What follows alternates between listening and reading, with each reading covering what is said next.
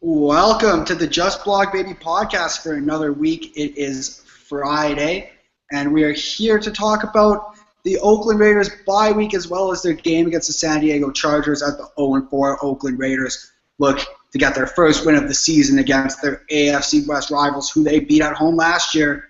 And it is an interesting week for another variety of topics, including some reports from Bleacher Report's Jason Phil Cole about the potential of the Raiders moving to Los Angeles, as well as the NFC West. And I am here with, as always, our co-host Rory Anderson, as we will probably lead off with a discussion about the Oakland Raiders and Bleacher Report's report about the moving to Los Angeles in the NFC West, which has kind of been rebuked today as Sports Illustrated obviously came out with the report that the San Diego Chargers don't want another team moving to Southern California, and Jason Phil Cole's whole report was largely predicated on two teams being in Los Angeles in a new stadium and kind of doing the similar situation to the Jets and the Giants, where one team's in the AFC and one team's in the NFC.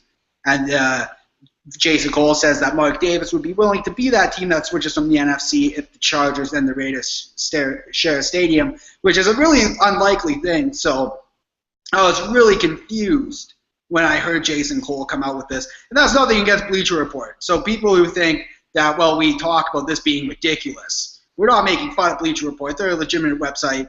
They are one of the best sports websites in the world now, and they hire reporters who get tons of information. So there was a chance that Jason Cole did get a lead about this, but the fact that he's the only guy reporting this type of thing is kind of misleading, and it just seems like, well, it may be potential, and Mark Davis may be contemplating this if push comes to shove. It just seems unlikely it's ever going to get to that point. And Rory, I'm really interested to hear your take on this, because you've said all week that you have a lot of stuff to get off your chest when it comes to this, and I do as well. Yeah, I mean, first things first with the Jason Cole thing. No offense to Bleacher Report. I like Bleacher Report. You know, we chit-chat with Chris Hansen, the Raiders guy, AFC West guy for Bleacher Report. So I got nothing against Bleacher Report. But Jason Cole isn't, the next coming of the big information man in the NFL. That's just not – I mean, the fact that this report came from him, to me, was an automatic hit to the credibility of the report. I just didn't buy it. If it was coming from Glazer, I mean, even Jason La Canfora would have a modicum of credibility as opposed to Jason Cole. And that's not anything against him. He just doesn't really have a track record of breaking big stories like this. So that was the first issue with me. Secondly, there are so many other possibilities than the Raiders sharing a building with the Chargers in Los Angeles. For one, San Diego could stay in San Diego. There's no guarantee they'd even move to Los Angeles. They're trying to work on something in the Gaslight District. So, we'll see if that actually happens. But secondly, what about the Rams? You got Kroenke bought all that land out there, and that's one of these proposed 6 sites for what the NFL is talking about if they would have a new stadium in LA. It's one of the 6 sites, so you already have the Rams ownership with a chunk of that. So why is it that there automatically has to be this association with the Raiders going down there, going to the NFC? And part of this whole thing with Jason Cole, when he got on air on 95.7 The Game, he started talking about how they would rebrand the image. And I mentioned before, I wouldn't be surprised if Mark Davis would be interested in it. But to get away from the Raiders' mystique, which is kind of the way he made it come off to me seems crazy. I mean, we're talking about a guy who's trying to generate publicity, trying to generate viewership of his product. He's not going to go and automatically turn off and alienate one of the most known and known franchises in all of American sports. I mean, the Raiders might not be a great team, but everybody knows who the Raiders are. So I'm not necessarily sure how much of this I buy. Actually, I buy virtually none of it. And there are just so many logistical issues to begin with the Raiders moving to Los Angeles. I've said before, and I continue to say, if you think about the actual package and the economics of moving the team out of Oakland, the most viable option is San Antonio. It's not Los Angeles, because Los Angeles, no matter what, with any of those 6 sites, you're pretty much guaranteeing the idea that Mark Davis is going to have to sell the team outright and not be able to be a legacy owner. And he has no interest in selling to the point where he is not in control of the team. he was going to use the legacy owner rule to his advantage, which means he could sell the team down to 15 or 20% and still be the managing partner, controlling partner, and have the controlling interest in the team.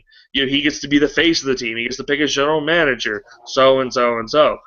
So he can go and sell 60% of the team and still own it and still run it the way he wants. And that's the way he's going to go. And simply put, you cannot do that in Los Angeles. There are no options. AEG wants the team outright. You start looking into some of these other locations, and let's not forget, they are going to have no ownership stake in any of these buildings either, unless he sells outright. That's the other problem. Whereas in Oakland, the current setup is to have a large investor come in to foot the bill for the entire project, and that person's going to receive a majority part of the Raiders, although Mark Davis would still control it under the legacy ownership, under this ownership clause. And you can get something very similar in San Antonio. But Los Angeles, simply the size of the market and the sharks that are in that water are going to want the entire team. And I just don't see Mark doing it.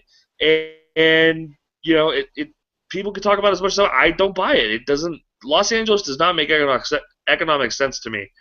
I mean, it does in the grand scope of things when you think of the potential and what you can do there.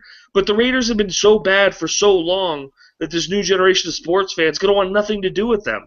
Most people that remember the good Raiders are 50, 60 years old now, and from the ones there in Los Angeles, and a lot of them turned their backs when they went back up to Oakland. Or it's a popular team still there. It's just I don't know. I just don't see it. I don't really see the feasibility of it. And I don't think they're going to be moving to Los Angeles. Like I said, I buy San Antonio before I see Los Angeles, for the most part. I really don't buy anything until I see something like really substantial. But I just don't buy the Los Angeles thing because we always hear everything that we hear is always about the Oakland Raiders coming to Los Angeles, but they have to concede so much. The Oakland Raiders are not going to concede what is appearing to have. They're going to have to concede. I just don't see that happening. Mark Davis is a guy who has a direct vision of what he wants to do with the franchise. He wants to have that legacy. He wants to be known as the son who saved his father's team. And this is a complete. People who think Mark Davis is going to sell the Oakland Raiders are out of their goddamn minds. I just he may do it, but I think the only way he does it is because of a lot of stress and only after he gets a new stadium. I don't see Mark Davis selling the team to get a new stadium. I just don't see that. I see him fighting tooth and nail to keep the team in Oakland. I think Oakland is going to be the first route. The place the city's in is always the first option. And then the Chargers are probably first in the door to Southern California because they have the territorial rights to California in the Southern California region. That's kind of their right. They've been in Southern California the longest. There's no more teams in Southern California. Then secondarily, the Rams have an ownership group that the NFL would probably enjoy to have there. Their owner has more money. They want to get out of St. Louis. St. Louis isn't really happening for them. So those two teams are probably first in the door, and then you see the Oakland Raiders as a team where the NFL probably only wants them as a second team in the city if Jason Cole is reporting this. And then you know what? That's unfortunate to Los Angeles Raider fans. But do you really want the Oakland Raiders in there if they're going to be a rebrand, if they're going to have to share a stadium? They might as well share a stadium in Santa Clara if they're going to have to do all of these things. I remember everyone crying about the potential of them sharing in Santa Clara when that potential thing came up earlier this year.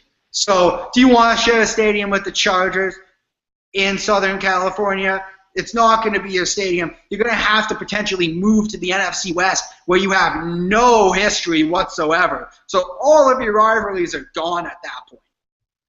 There's no more Chiefs Week twice a year. There's no more Donkeys Week twice a year. There's no more Chargers Week twice a year. You know what you're going to get? You're going to get goddamn games against the Arizona Cardinals, and you're going to get 2 games against the 49ers that everyone are going to care about. But then again, it's not going to be a Northern California rivalry. So yeah, wish you guys who all want them to go to LA. I apologize to Los Angeles people because they deserve to get the Oakland Raiders back. The people who have stayed being Oakland Raider fans since the teams moved from Los Angeles are some pretty tough-ass sports fans.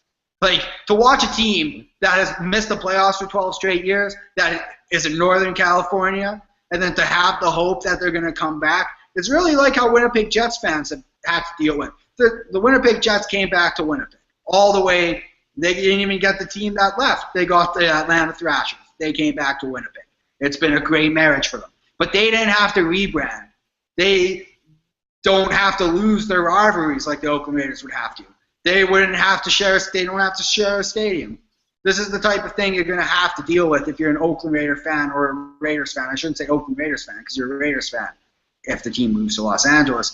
And really, if these reports from Jason Cole are legitimate, I think Oakland Raider fans around the world should probably not even want to go to LA. Who the hell wants to share a stadium with the Chargers and go to the NFC West if that means going to Los Angeles? And then the second part, which we're going to touch on before we preview the Chargers game, is the fact that at the same time, is success really guaranteed if you're the second team in Los Angeles? If there's two teams in Los Angeles, how much is success guaranteed? Because everyone's idea that the success is going to be guaranteed, and I said that you also forget that the Oakland Raiders did miss the playoffs when they were in Los Angeles the first time, and the Rams missed the playoffs 5 years in a row before they left. It's not a magic recipe that you move to Los Angeles and you're going to get every free agent and you're going to be able to just make the playoffs based on the fact you're in Los Angeles. It's not like you're going to magically get this home field advantage and Andrew Luck's going to sign with your team and then Calvin Johnson's going to come to Los Angeles and then you're going to just have a team that looks like the Los Angeles Lakers look or the Los Angeles Clippers look. It's the salary cap, and there's 31 other places to go, and then if there's two teams, there's another team you're going to have to be sharing free agents with. And I just think that the NFL is going to make this a situation where I just say, screw it. Like, why would you want to be that team? I think the only way Raider fans should want to be in Los Angeles is the only team. Keep the silver and black colors. Screw this rebrand. The only thing that's going to be the only reason Oakland Raider fans who live in Los Angeles want this team back is so they can get that feeling of having the guys like you get Bo Jackson, you have all of the players that were so legendary. All of that feeling wouldn't come back if they're going to rebrand. Or they're just going to be a team for rich. They're just going to be a team for rich businessmen to come in, and the majority of Los Angeles fans who cheer for the Raiders are probably going to be priced out, and it's just going to be a shitty experience. And I don't like to use, I don't want to cuss in something where we're trying to have an elegant type of view about this, but it's just seeming like the NFL wants to make this as difficult as possible, as Raider fans feel, as always, with the Raiders and Mark Davis.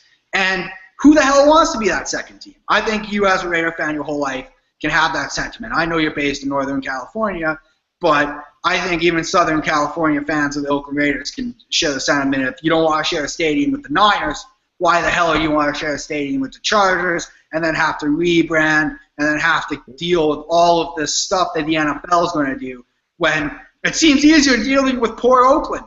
Like, Oakland has no money, but if you get that stadium there, it's going to be your stadium. Well, and this is the biggest thing for me, and this is the biggest reason why I think LA is, well, two reasons why LA is totally impractical. For one, I think they're literally going to have to buy out Mark Davis. I think he can hold him up for ransom, probably get $2 billion for that team. The Bills just sold for 1.4. That's Buffalo. If you're talking about relocating a team to Los Angeles, I could see it goes the largest sale of all time, $2 billion, maybe more, 2.5, something crazy. And that's going to have to be the kind of offer that's going to shake Mark off the team. I don't think it's going to happen. I really don't. I don't think there's really going to be the sort of investment opportunities in the long term that are really going to help pay that out. And the biggest reason is if that happens, all our friends that are in Los Angeles, all the guys we tweet with, all our Raider buddies that are in Los Angeles, like Brian Mejia, our good friend, who wants them down there so bad, you ain't going to those games. Those PSLs are going to run you $10,000 a pop for nosebleeds, and then it's going to be $200 a game. That's what it's going to cost you. Not to mention $100 to park. Not to mention $10 a beer. $10 or $12. I mean, it's going to be outrageous. The pricing is going to be insane. The reason why something in Oakland makes a lot of sense is because the entire economics of the project is different than most stadium projects. You're talking about a $5 billion project overall. 2 stadiums and several other properties that are going to be money generating year round, including hotels and dozens of businesses, shopping, food, all sorts of stuff. So the entire property itself is going to be generating funds year round and doing very well. That's the reason why it works. And the best side of that for Raiders fans, you can keep the tickets generally cheaper, so they're not so outrageous on price, so you can actually still go to the game. So you could go there with your buddies and still tailgate. And okay, it might not be $40 for a ticket, it might be $80, but at least you're not paying $200 for a nosebleed. Look what just happened to the Dallas Cowboys on national television with the Texans. There were more Texans fans there, it seemed like. You don't ever want to see that happening in Oakland. I like to see it happening in San Diego. No, that's hilarious. But I never want to see that happen when there's supposed to be a game in the black hole. The black hole is the black hole. It's sacred. And the only reason why you're going to keep that, the only way you can keep it, is if the prices are low enough. The only way to do that is with a project that generates funds year-round. That's why Coliseum City makes the most sense. And it has to work. And the thing is, they've also got a plan that makes sense for the location. Instead of an $80,000 albatross, they're going to build a 55,000-seat stadium, something that's the perfect size for the Oakland Raiders as a franchise, and make it expandable so they can attract a Super Bowl. What more could you want? That is a legitimately solid plan. It's a great tack to have, and it fits the Raiders fan base. It fits who we are. We're a smaller fan base. We're a more excited fan base. We love to tailgate, and we're intense. So make something that fits that, and that's precisely what they're going to do. And the plan to keep the cost of the stadium down and the cost to actually go down is in the entire project. And without it, all you're going to have is what happened at Pants Stadium. When you look at a Pants Field, I was seeing pictures where it seemed like it was half full half the time. I mean, and the reason is a lot of those fans aren't real fans. Those are corporate fans. Those are corporations that sponsor the Niners that are given tickets, and they're giving them out. So people might not necessarily show up. It might not be the same fun time. You have to have lower ticket prices if you're going to have the same environment. And the only way to do that is if the actual stadium itself is essentially subsidized by something else around it. And the best way to do that is Coliseum Stadium. To me, it's the only solid plan that really should appeal to Raiders fans, Northern California or Southern California. Yeah. And on that corporation topic, all you have to do is look at stadiums like the Dallas Cowboys and the San Francisco 49ers, and then in other sports, go look at a Toronto Maple Leafs game sometime. On Saturday, the next time the Leafs play at home against either the Montreal Canadiens or on Saturday night on Hockey Night in Canada, go watch how many people are in the lower bowl when the game starts and after intermissions. Go measure how loud that place is. That's what happens when tickets are too damn expensive for real fans to be there. Do you guys, I don't get it. I understand the want. Los Angeles is a promised land type of thing, because if you're the only team in Los Angeles, there's a good chance you're going to be one of the best teams in the league. Because of the fact that in other sports, the teams in Los Angeles are the best teams in the league. You look at the Dodgers, playoffs, but they don't have a salary cap. Angels, playoffs, don't really have a salary cap. Galaxy, playoffs all the time, but then again, they got all of those transfers in the MLS because they wanted to make that Los Angeles market big. The Raiders don't have that type of competitive advantage in the National Football League. And I think people also forget about the fact that, we talk about this and wrap it up, is Los Angeles really a place where National Football League players who already don't respect the Oakland Raiders franchise, are they going to all of a sudden start playing harder and practicing harder and trying to be better professionals in Los Angeles? Is that really going to happen? This is a team that's lost for 12 straight years. I understand why this rebranding thing gets brought up by people like Jason Cole. I understand. But you're not going to rebrand the Oakland Raiders by moving them to the NFC West, where they have no rivalries. There is no cachet to this. It seems like a lose-lose situation now if any of these reports are true, and I don't believe that. I don't believe they're really that true. I believe that Jason Cole's been given this by a league source, and it may be something that was kind of muttered around for a bit. But I think this has probably as equal, if not less, legs in San Antonio. San Antonio city officials. San Antonio wants the Oakland Raiders badly. They want any National Football League team badly. So when you say that San Antonio might have more legs, I tend to have to agree with you. We're not even on the level of Jason Cole with our insight. I will admit that. We're not getting texts from the league office. We're two average Joes. Just Block Baby does great business, but we do more business on the analysis side and then reporting and talking about the things that we hear from people who do this as a living, because those are the people who do that. We're not in the business of breaking news and finding reports. I'm a professional journalist, but I'm not Adam Schefter. I'm not Jay Glazer. Hell, like I said, we're not even Jason Cole. But I don't believe a damn word Jason Cole's saying, because I don't believe any of that's going to happen.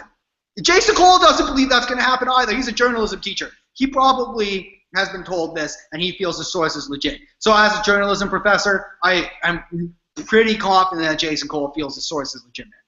But Jason Cole himself, if you talk to Jason Cole and you're like, sit down, Jason, do you believe this? Do you really believe this is going to happen? He'd probably tell you no. Like, I just don't see it happening. Because, first of all, San Diego, if they want to move to Los Angeles, they're, like I said, first in the door. St. Louis, second. Oakland is a 3. They're 3 in the door. And they're only 3 in the door if one of those 2 other teams is going to be joining them, because the National Football League has something in it where they don't want Mark Davis as the primary owner. And Mark Davis, I'm sorry guys, you guys may want Mark Davis to sell this team because you feel that if the Davis family no longer owns the Oakland Raiders, it's going to be raindrops and lollipops and playoffs. But he's probably not going to. Like, Mark Davis, this is Mark Davis's opportunity to be somebody, to be a big shot. You know, everyone in their life dreams of being that. How many people right now sitting listening to this podcast or sitting on Twitter bitching all the time about the Oakland Raiders say, oh man, I wish I owned the Oakland Raiders. Guess who owns the Oakland Raiders? Mark Davis. He owns the team. It's his dad's team. Mark Davis, this is his dream. Mark Davis has probably dreamed of this opportunity. He wants the chance. He's planning on bringing in a big name coach. And I think Mark Davis deep down wants this Oakland thing to happen. And if it doesn't happen, he wants to put himself in a situation where the Raiders can be as successful as possible. And I don't think in this type of parameters that are being set out by this report, which I believe the report that they want the Raiders as a second team in Los Angeles is completely legitimate. That's the one thing I buy out of Jason Cole's thing. Because, well, why not? You have 2 teams in New York. Why the hell wouldn't you want 2 teams in Los Angeles? But I don't think the Oakland Raiders should want that. Why? Why would you want to be that? You know, I know there will be people who will be like, yeah, I'm stoked for the Raiders to come back. But knowing the attitude of Los Angeles outside of the people who love the Raiders, they're going to go for the other team. Like, if the Chargers come there and Phillip Rivers is in town and they can make the playoffs in the AFC West, hell yeah, they're going to all become Chargers fans. Maybe even the Chargers will do a stupid-ass rebrand too. They'll call themselves the Los Angeles, I don't know, Rory, come up with a name for the new Los Angeles rebrand. Smog. Well, obviously not Smog. I'm trying to think of a football team that fits Los Angeles, because like, I thought the Smog was pretty good. I think, yeah, it would be cool if they brought the Rams and the Raiders back and called them the Rams and the Raiders. That would be cool. No rebrands. Keep them in their divisions too. I don't care. I do not understand this thing with if there's 2 teams in one city, they both have to be in different conferences. I understand scheduling conflicts, but you can work around that. You're in the National Football League. I understand that recently we've learned that the National Football League may not have it together like we think they do. But I just see it as just a dumb idea. I will put my voice down. You can write this down in pen. Chase Ruttig, editor of Just Block Baby, thinks this is a stupid idea that is never going to happen under the conditions that are being laid out. And if it does, I've told people that I'll walk. I'm probably not going to do it. This guy keeps telling me because I said I'd walk to Canada if the Oakland Raiders moved to Los Angeles. But if the Oakland Raiders move to Los Angeles and stay the Oakland Raiders and are the only team, I will. I'll take months off work. I might have. You guys can come up with the money because I'm not walking by myself because I'll die. I'll obviously need a team of people so I don't get just killed trying to walk from Canada all the way down to Southern California because that's a little bit extreme. But I just don't see it happening. I keep telling people, and more comes that this isn't going to happen.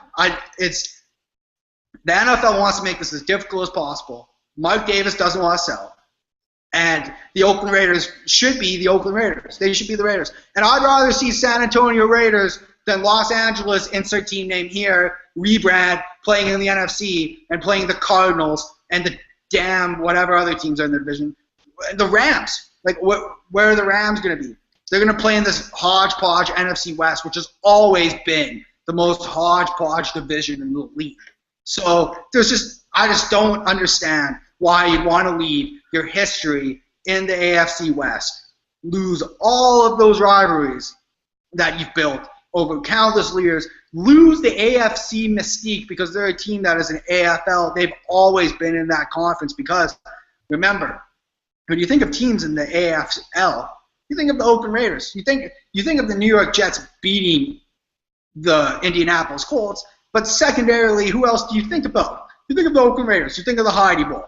You think of Al Davis suing the league. You think of all of that stuff. You think of the renegade nature of a guy who was a former coach who became a personnel guy, became the owner. Al Davis was the American dream. And 3 years later, after Al Davis's death, all of you want to allow the NFL to just walk all over that legacy, piss on that grave. You want that to happen? Go ahead. Be my guest. But I'm not going to sit around and tell you it's going to happen. I'm not going to sit around and tell you it's a good idea. I'm not going to sit around and tell you it's the best thing for the franchise, because it isn't. It isn't. And you guys know I am a person who goes on long-winded rants. And this is a long-winded rant because I've been waiting all week to tell you guys, you're out of your mind. You're out of your mind. End it. The Raiders are not going to happen like you think they are if they go to Los Angeles, because the NFL doesn't want it to happen. And every time we tell you this, you guys call us biased assholes. I live in Canada. I could care less. I will cover the Oakland Raiders if they play in Lincoln, Nebraska, if they play in Albuquerque, New Mexico, or even insert worse places in America. Like Aurora, Illinois. Just let's insert small towns. Like,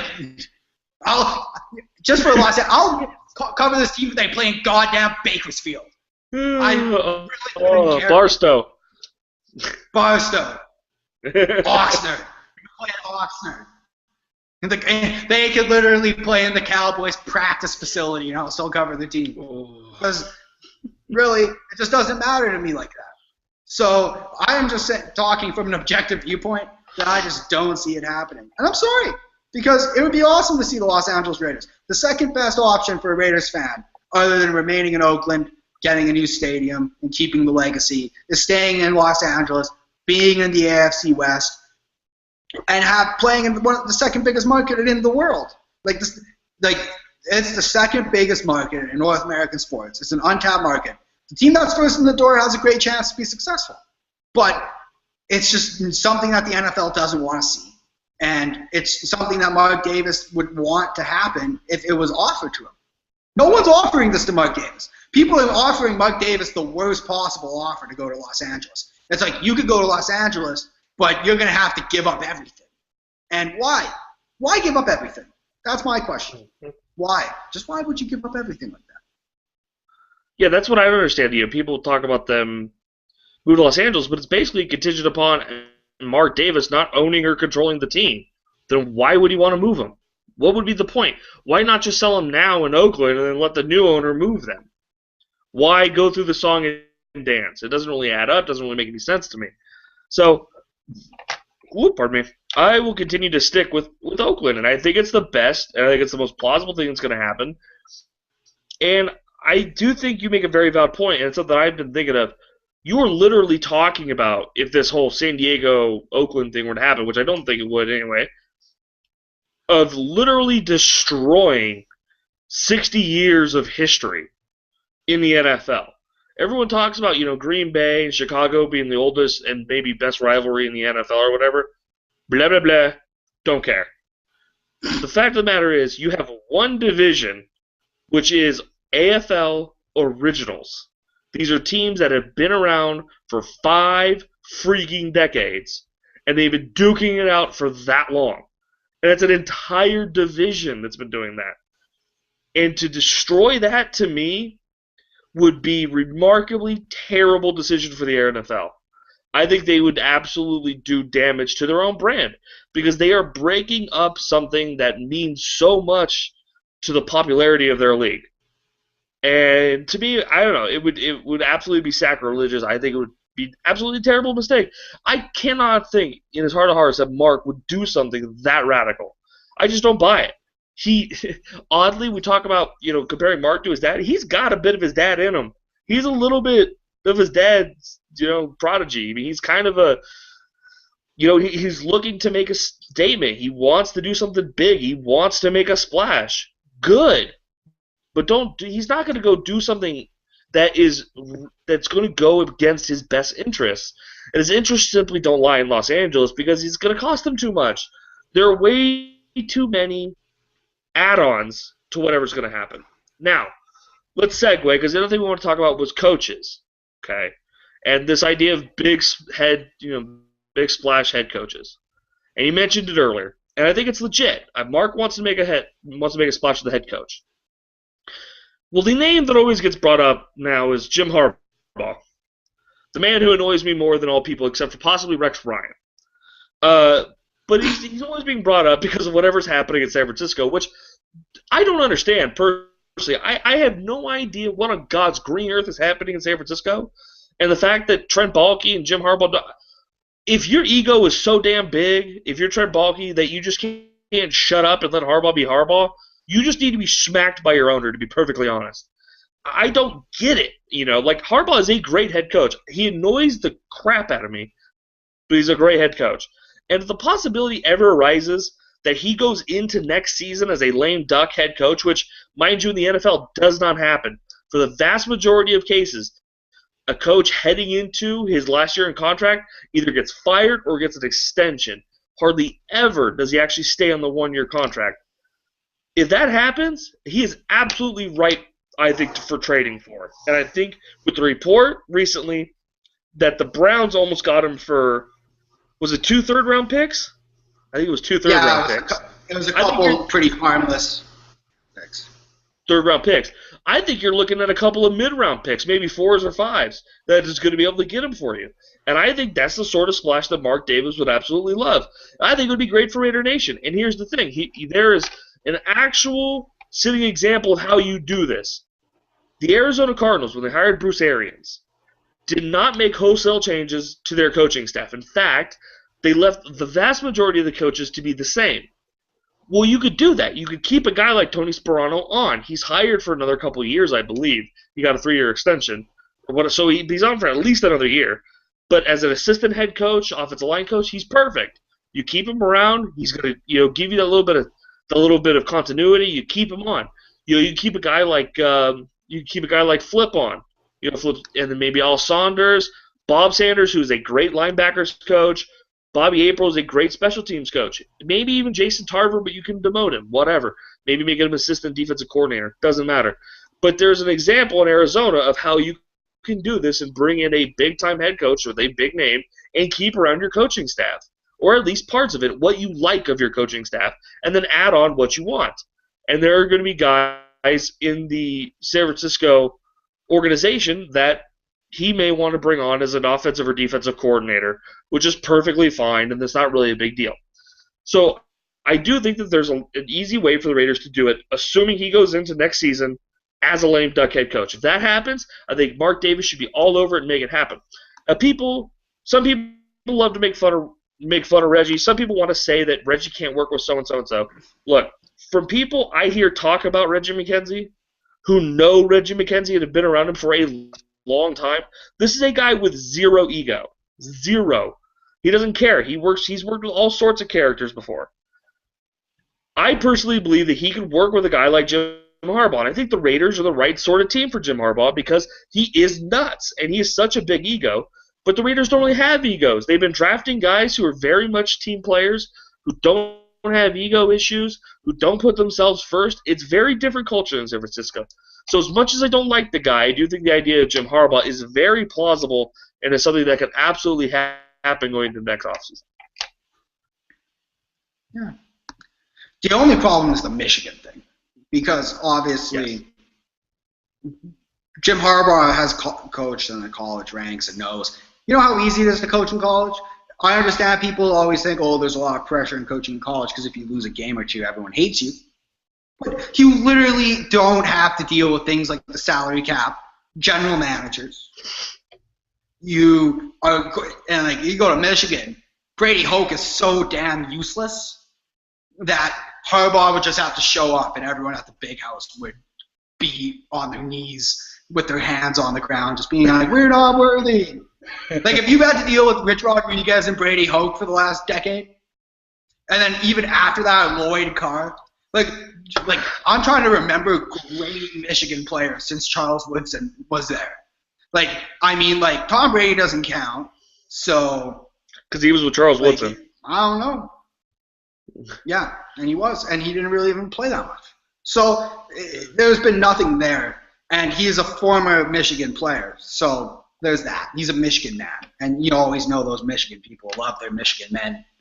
I'm a Michigan man.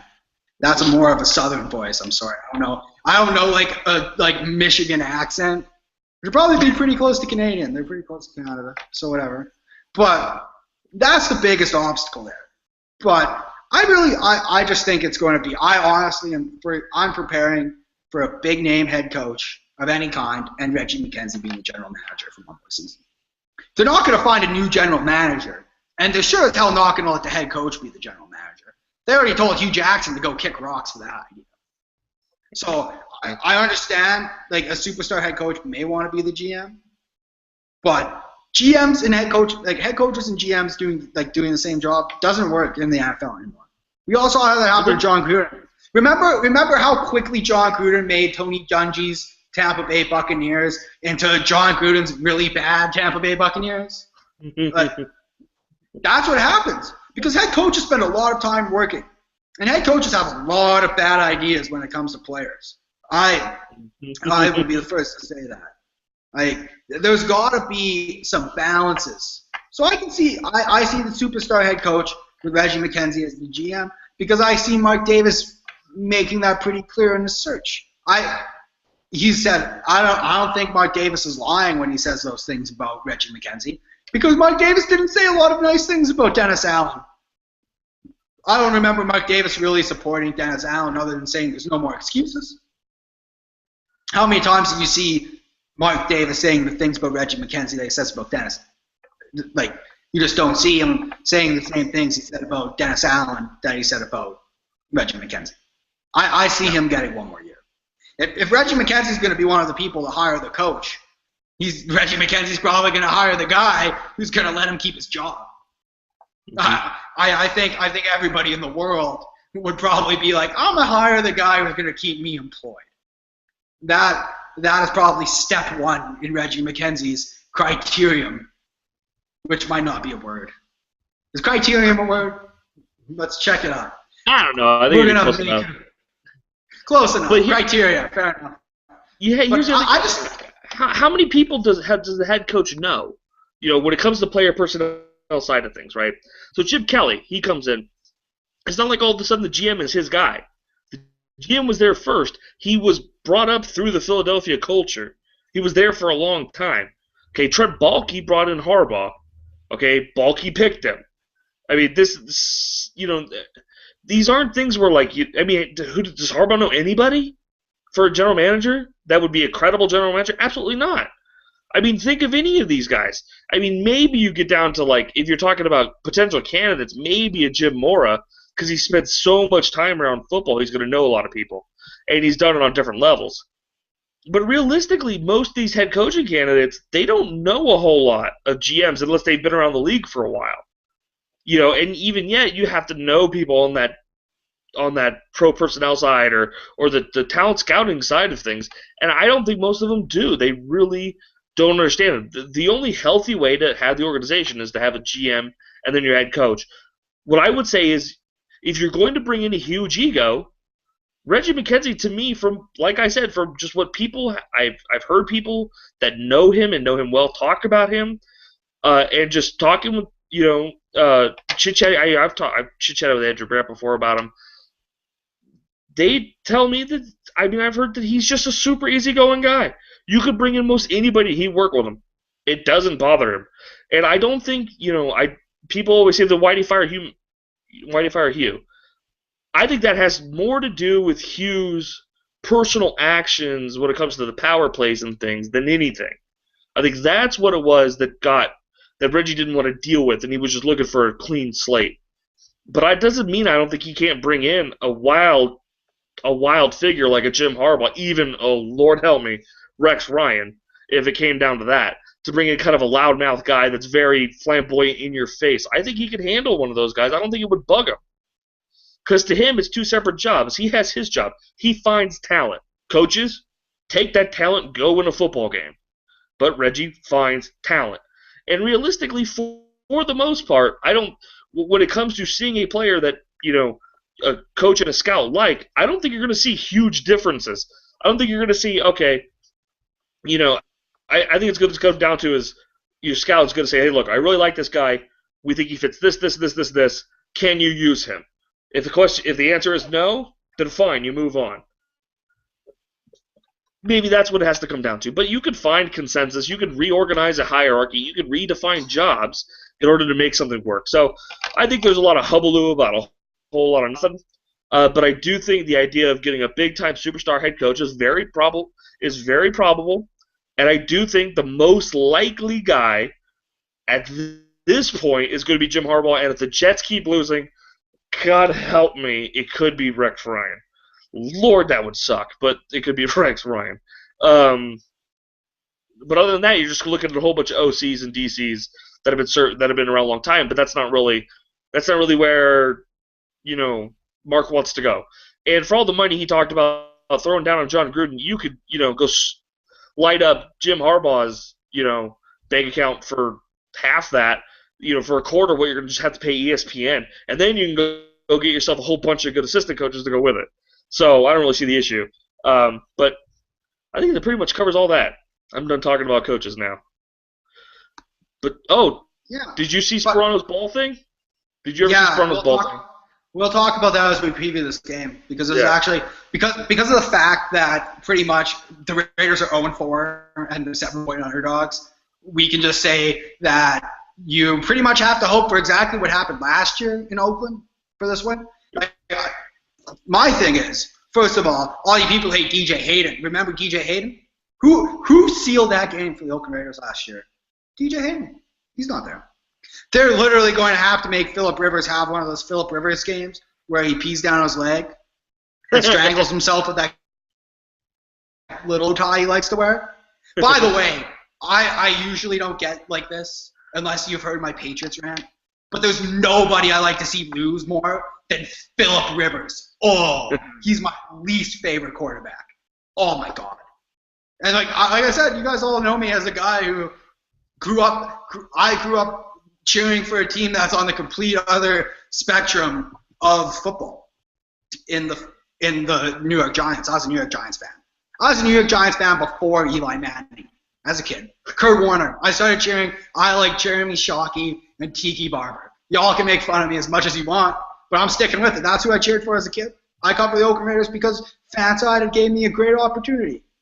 And while we close up talking about the AFC West, I have to bring this up for you before we talk about Tony Sperano's ball thing. The AFC West is one of the most popular divisions in all of sport, North American sports. And I have the numbers to back it up.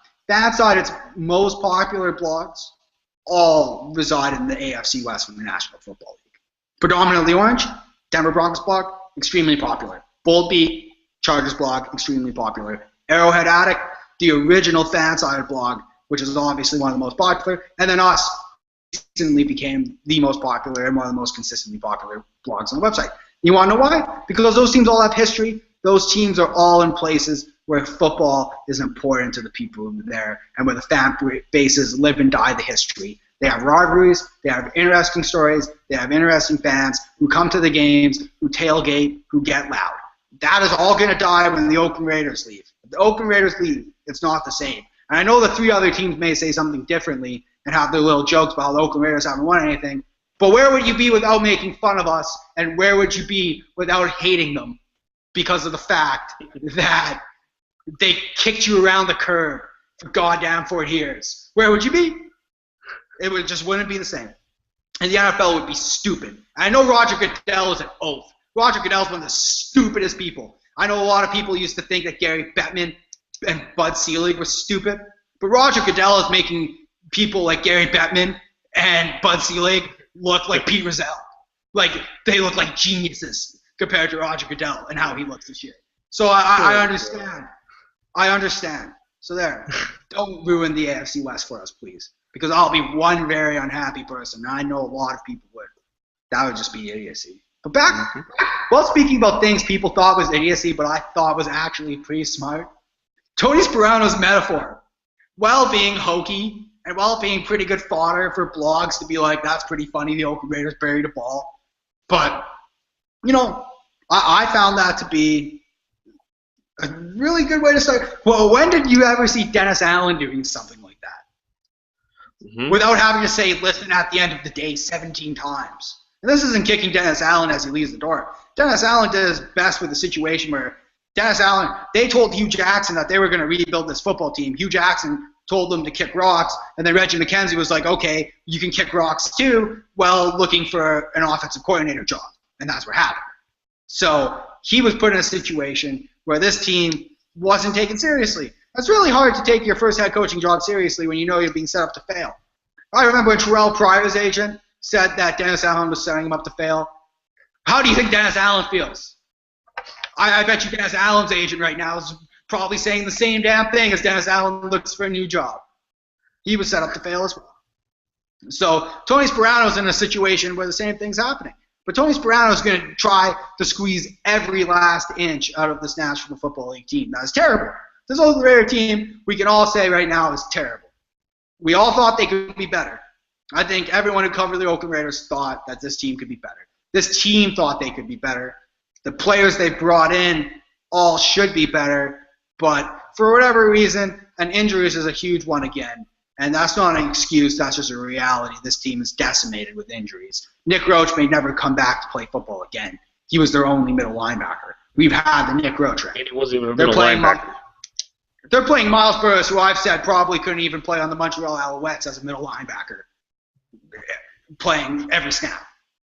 C.O. Moore, they're probably second best outside linebacker besides Khalil Mack, and probably their best outside linebacker when he's been healthy this year has been missing. He'll be coming back, and he might be limited again. Derek Carr, also questionable. Marcel Reese, who everyone loves so much, also questionable, also banged up after the bye week. It's a situation where Tony Sperano is in a hard situation, and I will commend him for going the motivational route. You can laugh, the burying the ball thing looked kind of stupid. It did look kind of stupid. I'll say, if you like to laugh about the Oakland Raiders, you took that to the bank and had your chuckles. But guess what? What are you going to do? What are you going to do if you're Tony Sperano? He says he's giving everyone a clean slate, and this team is going to try. He's giving his offensive coordinators a chance to prove themselves. Everyone in this situation has to prove themselves. There's a couple of players on this team who don't need to prove themselves because of the fact that all of the guys they brought in can be cut for relatively no dead money. Matt Schaub is going to be gone next year. Matt Schaub is probably gone automatically. But the other guys are brought in. Lamar Whitley better get his ass into shape because he'll get cut. These guys all can be gone next year. There's a few of them who are even remotely getting any sort of dead money if they get cut. So Tony Sperano has a trump card in this situation, and he's going to motivate these players. He's giving them a chance, and all of these players know that they have to play well to continue to get paid. And in the National Football League, the number one goal, other than building a legacy, winning championships, and potentially being a superstar, all boil down to the most important thing for anybody in the world, and that's getting paid, and that's getting continued to get paid. That's the most important thing.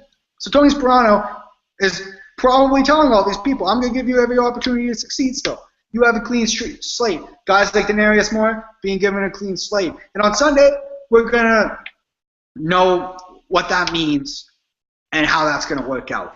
Because they're playing one of the best teams in the National Football League through September in the San Diego Chargers.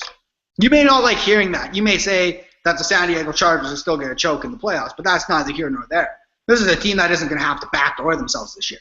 This team is going to make the playoffs. This team already made a run last year in the playoffs. So this is a team where the Oakland Raiders win, they're going to beat a genuine team that is a good football team, a team that has an outside chance of winning the AFC. And that is not even hyperbole. That's me telling you that this San Diego Chargers team has already beat the Super Bowl champions. And they didn't just beat the Super Bowl champions. They made Richard Sherman look terrible. He looked like D'Angelo Hall in Oakland at certain points of that game. They went after him. They're going to have no problem going after Terrell Brown and Carlos Rogers and Chimdi Chekhov and Brandy and Ross and whoever the hell is going to be playing strong safety. They're going to have no problem with that. So the Oakland Raiders are put in a really tough situation, and we really don't know what they're going to get. So previewing this game, you really have to just throw your hands up in the air and be like, well, you're not going to know what happens, because this is a team with a completely brand new head coach coming out of the bye. And we're assuming Derek Carr is going to start, which arguably may not be the greatest decision, but I think Derek Carr is healthy enough. I don't think they'd start Derek Carr if they didn't think he was healthy. So Derek Carr is going to play, potentially, most likely. I say Derek Carr has to start. Yeah, he has to start. They're going to go. It's not just for the team. It's for him. Everyone talks about how this team doesn't have leaders and no leadership. Well, it starts with the quarterback. And if you're going to be a franchise quarterback, then you grit this crap out and you deal with it, and you have a little bit of a boo-boo, and you go out and play. If he can plant his foot and throw, which everyone says he can, then he starts. And he's doing that fine. He's going to start. Marcel Reese, he's going to play. Khalif Barnes, don't really care. Menelik Watson will step in. It won't be beautiful. It won't be perfect, but I think he's going to do just fine. Okay, look, Nick Roach, I'm sorry. I've been saying for a long time he's not a real middle linebacker. I don't think he would have made a dramatic difference to this defense being in there. I still think you would have seen a lot of runs right at him, and he'd get bowled over time and time again like he did. However, it would have helped in some instances. But for me, everything has come down to scheme. And I've said it time and time again. The only way this team is going to be able to run the football is if they can pass it first and be consistent doing it. And I think if Sperano brings in some of the things I've seen on tape that he does, some of the things he likes to do, attacking multiple levels, a little bit more complex, then you're going to see the passing game be a little bit more efficient. Hence, the running game will start to open up because that eighth man will come out of the box, and then you're going to be able to do some things. Let's see what they do on defense. I've been saying they need to go to more of a five-man line, literally a five-man line. Play three up front. I think you start something like McGee. You're going to start McGee, Jelly, Wilson. That's going to be your three defensive linemen. You have Jelly being your nose, and then you're going to have Woodley, who's going to be a standing Leo, who's going to be that's going to be more of a pass rusher, and you're going to have Mack, and you're going to have a five-man line. Protect your linebackers, guys like Burris, guys who might not be quite as good, and C.O. Moore, and you allow them to run free, run and hit. That's the key. There are too many times where blockers are getting up on the second level. That's the issue. So if you can fix those two things, this team isn't bad. I still say this is a good football team that could go win football games. I mean, they had a legitimate shot to beat the Jets if they could have gotten their heads out of their collective sphincter, which they didn't do. Okay, but they were within striking distance for the vast majority of the game. If it wasn't for an absolute turnover fest against the Texans, how does that game go? There's a couple times where this team has been, let's look at the Patriots. They legitimately should have had that game tied. So this, the fact is this team can win games, and they can beat the Chargers. We've seen them beat Philip Rivers. People are really getting way overboard with the San Diego team, I think. We've seen this team do this sort of stuff before and then completely fall on its face. And the fact of the matter is the easiest way to beat Philip Rivers is to get pressure. Get it up the middle. And the Raiders have talent to do it. I've seen Justin Tuck destroy guards with rip moves inside. Do that. And I think you can get pressure and you can force turnovers. Keenan Allen hasn't really done a whole lot this season. He's been shut down many games. Then we go to guys like Eddie Royal. Okay, that's fine. Force Philip Rivers to make a mistake. I guarantee if you get pressure on him, he will make a mistake. In fact, he'll make a lot of them because that's what he does. You get pressure on Phillip Rivers, and all of a sudden he starts slinging around interceptions all over the place. So, that's all it really comes down to. And then it comes down to the offense being more efficient. Got to be able to pass the ball, get the 8th man out of the box, then you can run the ball. It's really that simple. And to me, it's schematic changes. And if we're hearing Spronos talking about making minor schematic changes, and I have a feeling he's going to have a little bit of control on how philosophically the Raiders call plays. And we'll see. I mean, if they come out throwing the ball a little bit more, if they're a little bit more efficient doing that, and if Tarver's blitzing more and you see a little bit more press coverage, then I think that's definitely the impact of Sprono on this football team. So, but we got to get to the lines. Want to smash them out in like 10 minutes? Yeah. All right. So we both had Indy. We both had Indy covering last night. Mm-hmm. So we've been rocking Thursdays. But are we good with the game then? Are you good covering San Diego game? Yeah. That's all you want to talk about? Okay. All right. So oddly, we've been doing really well on Thursdays, which is bizarre.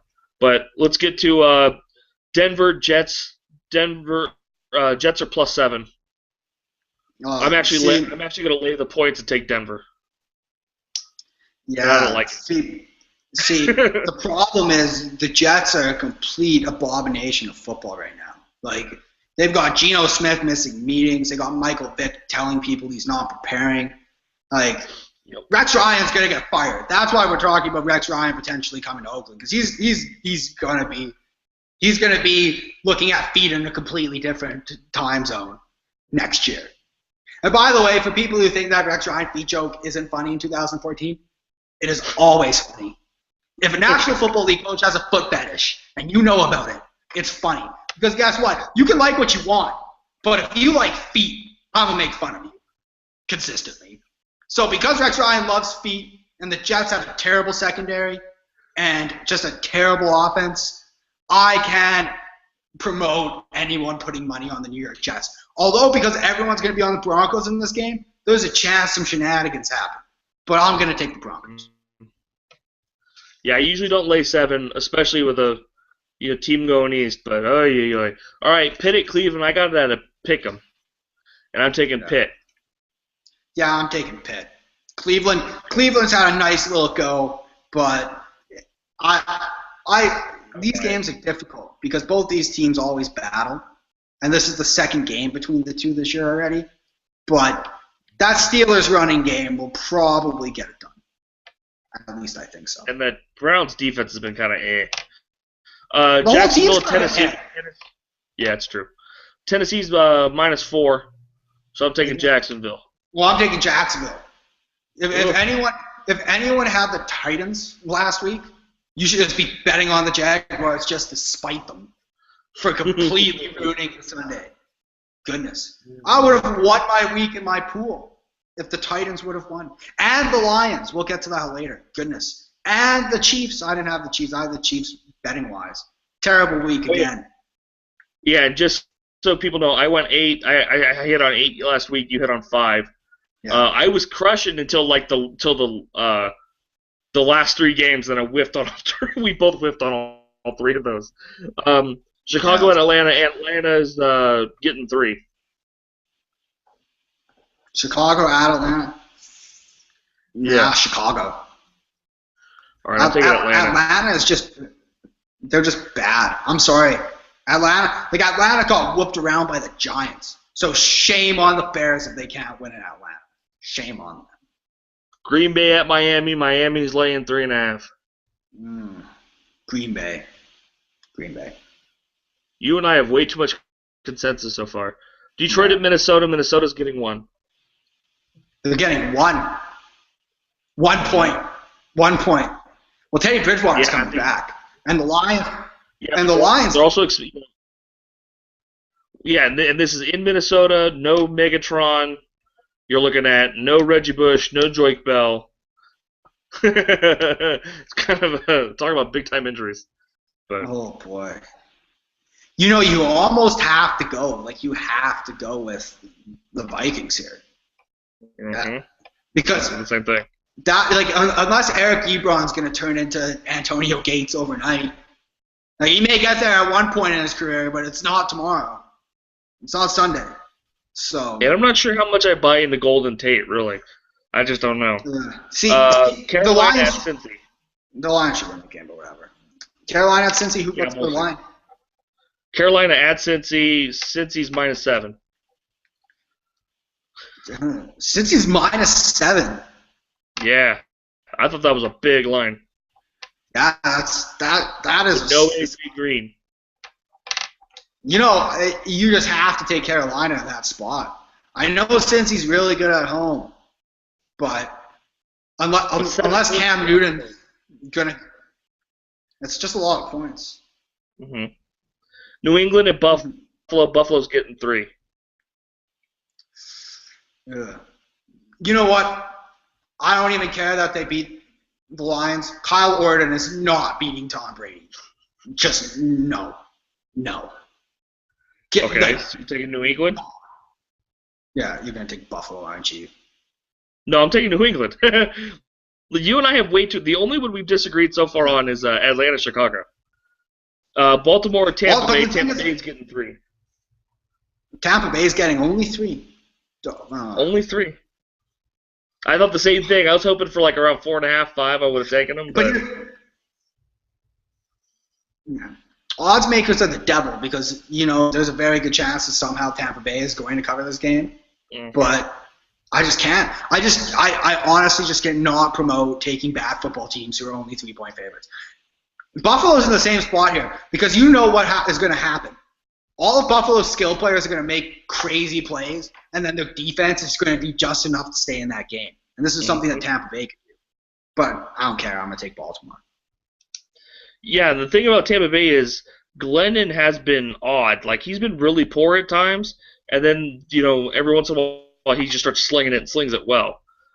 San Diego at Oakland. Oakland's getting 7. I'm taking Oakland.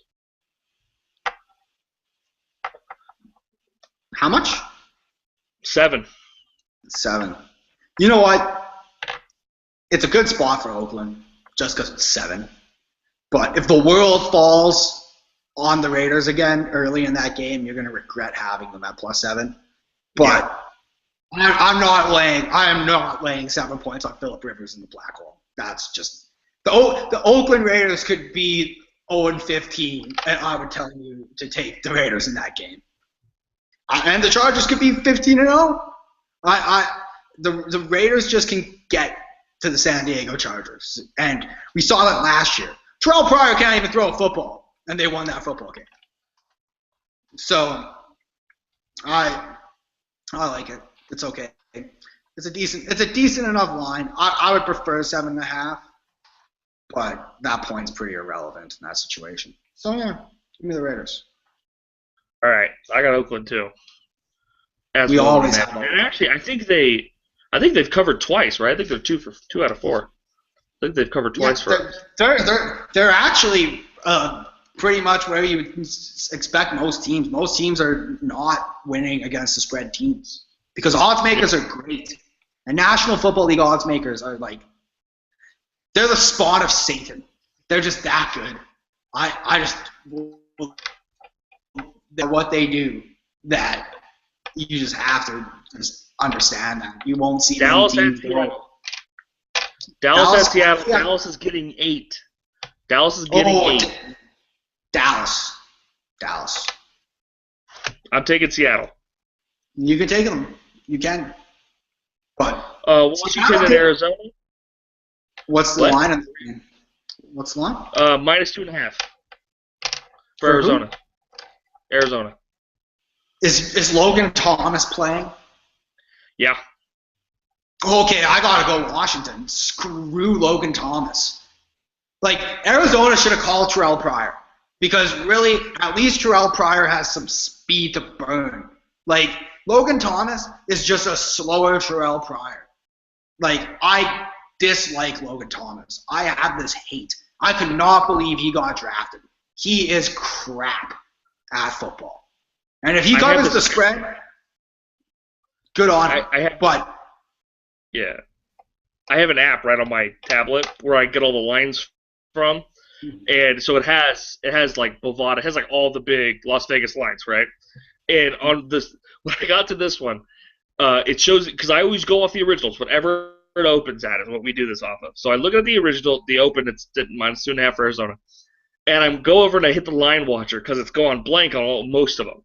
Hit the line watcher, and you just see it's going crazy.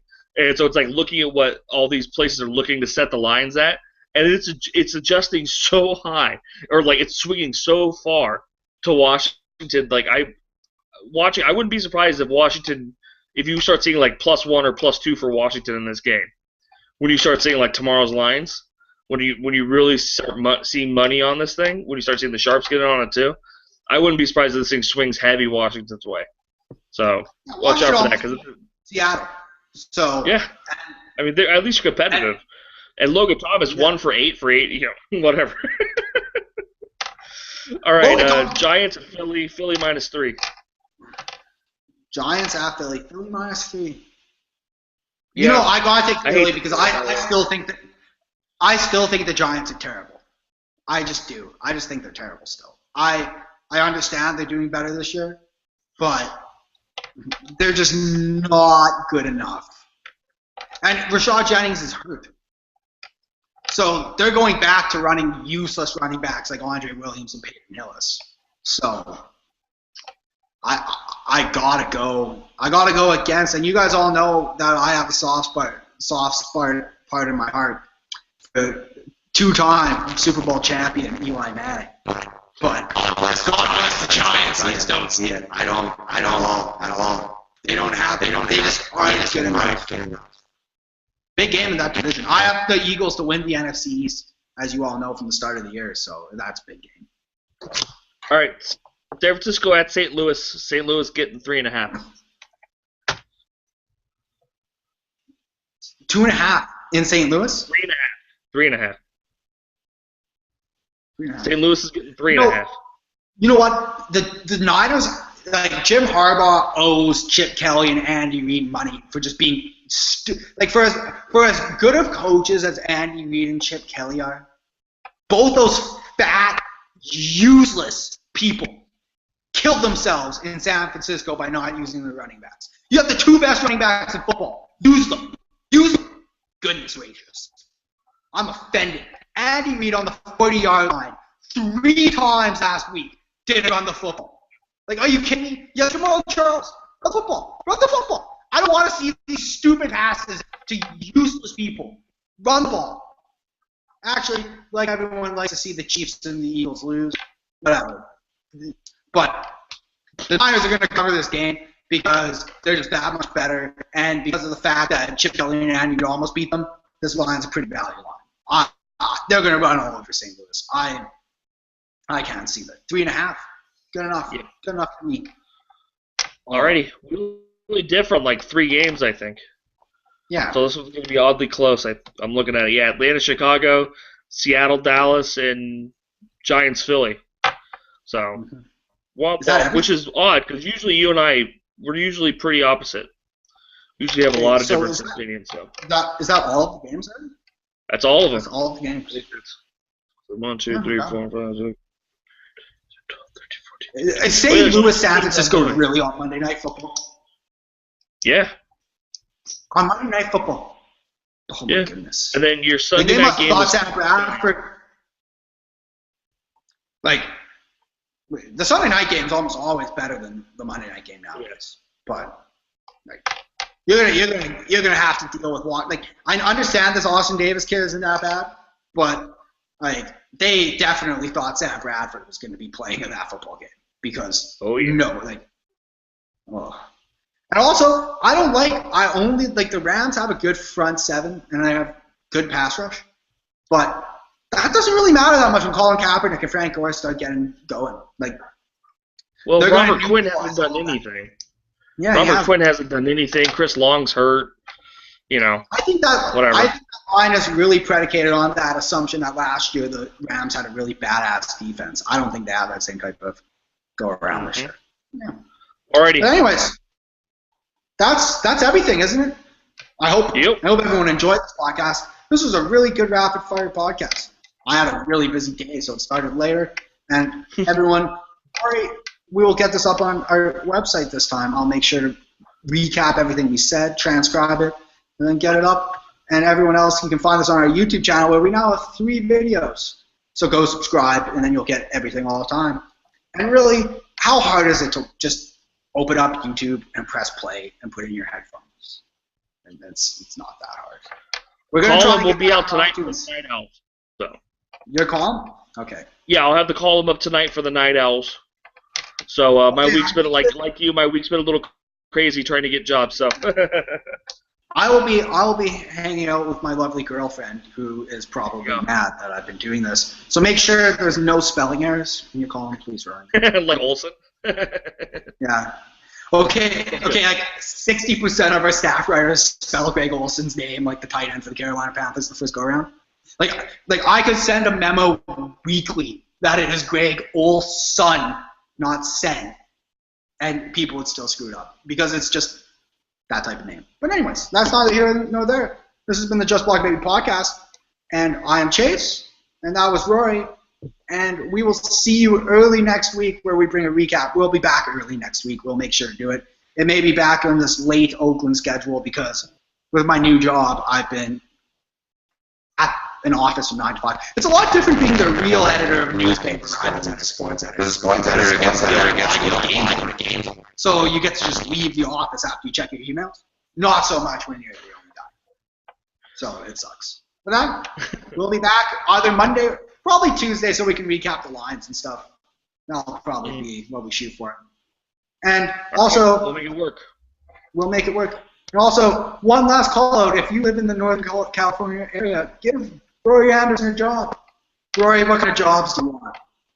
Whatever. I don't want to bust your jobs, but tell people what kind of jobs you want for a second. Maybe there's someone out there that's in your field. You find me on Twitter, let me know what you're offering, and then I'll let you know if it works.